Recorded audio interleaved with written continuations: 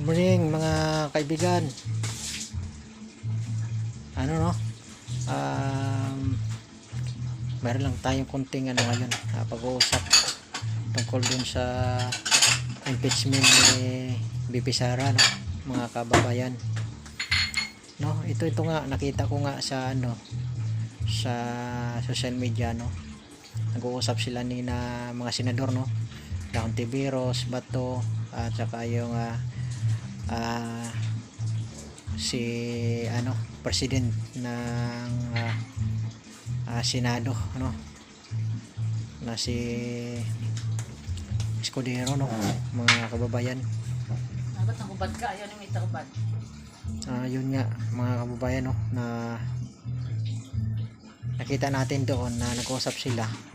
Asar talo si si Hontiveros, no, kay Bato, kasi tinatawanan lang ni Bato, no, si Hontiveros. Asar talo siya, no, kasi ginagiit ni Hontiveros talaga ma-impeach si BP Sara, no. So talagang para sa akin yung palang politika lang talaga yan, kasi kung di politika yan, dapat lahat ng mga tumanggap ng confidential dyan, dapat pinatawag yan sa hearing, hindi lang isang tao. So isang tao lang, ibig sabihin political yan. So halatang halata. At saka si si Dilema, no, talagang nanggaliiti siya doon sa interview sa sa GMA, no. Parang gustong umiyak, parang gusto mong lupasay, no, si Laila de Lima, no, mga kababayan.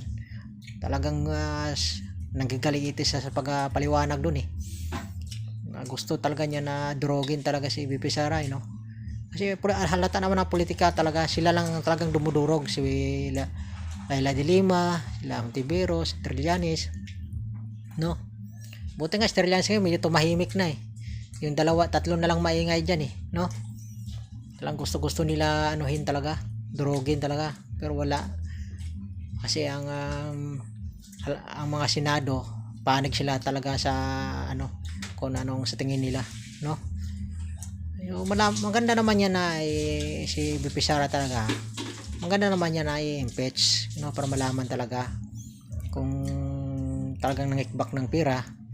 So mapaliwanag niya doon sa impeachment, pero mas maganda yon ipatawag din yung iba na tumanggap doon, kasi pagka siya lang ay halatang halata yan na talaga yan, halatang halata na talagang politika yan, halata yan. Maniwala kayo hindi halatang halata yan. Bakit isa lang i-impeach mo ay sa daming tumatanggap ng confidential fund. So yun nga, si Hontiveros parang gusto umiyak, si Laila de Lima gusto maglupasay, no, kasi kinaano ng Senado na wala silang magawa, no. Tapos na ang pag-uusap, no, binalik na, ayaw tanggapin ng ng Kongreso yung return.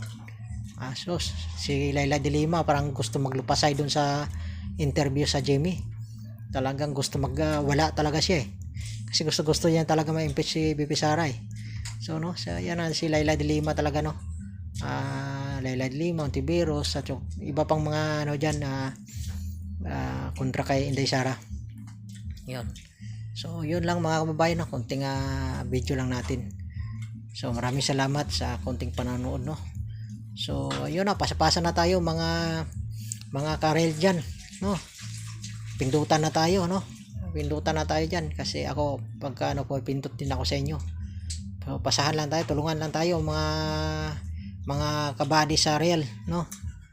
Mga idol ko dyan, ng mga dyan sa Amerika. Dami akong idol dyan, sa Amerika, sa Ukraine, marami ako dyan, no. Mga kaibigan nating dyan, mga Arabic, no. Dami akong kaibigan na mga Arabic dyan, no, na nasa aking page. So maraming salamat sa inyo, no, sa aking page. So yun, no, mga karel, no, tulungan lang tayo, pindutan lang tayo para tulungan din tayo ni Sir Mita, no, para makatulong din tayo sa mahirap, no. Kasi pag kumita tayo, tulong din natin sa mahirap, tulungan din natin yung walang wala, no, mga kababayan, no, na yung gustong mag-aral na wala na magpaaral, paaralin natin. Ayan, basta tumanggap na tayo. So So yun lang, tulungan natin yung kapwa natin mga kababayan. So yun lang, maraming salamat.